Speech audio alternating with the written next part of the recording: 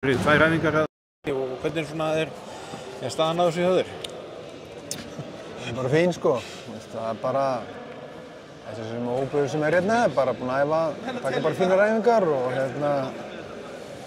bara úr því sem við höfum og þeim tíma sem við höfum, þá er ég bara sáttur sko. Þannig að þú reiknar með að þetta, það er náttúrulega bara stefnt náttúrulega á sigur, það er ekkert annað? Já, sjálfsögðu, þetta nálgast þetta bara alls ekki eitthvað öðru sem það og bara kemur ekkert annað til greina.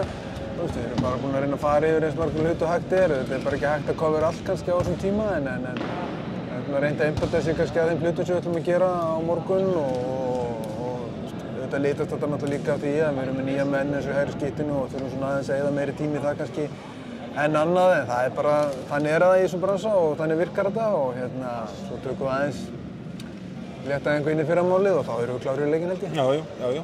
Og þið náttúrulega voru að fá síðustu mennina bara inn á æfingunni í morgun?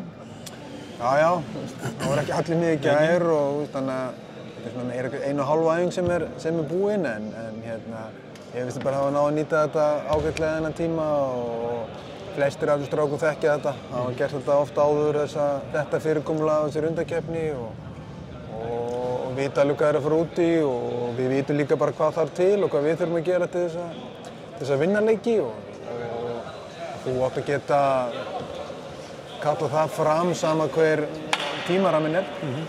Og eru nokkuð spurningamerki í þessum hópi eða? Já, Aron er tæpur. Já. Hann er ekki búinn að æfa með okkur og Æginn er eitthvað sem er ekki fyrir fyrirleika póker og hann verður ekki með á morgun. Nei, þannig að það lítur þannig út.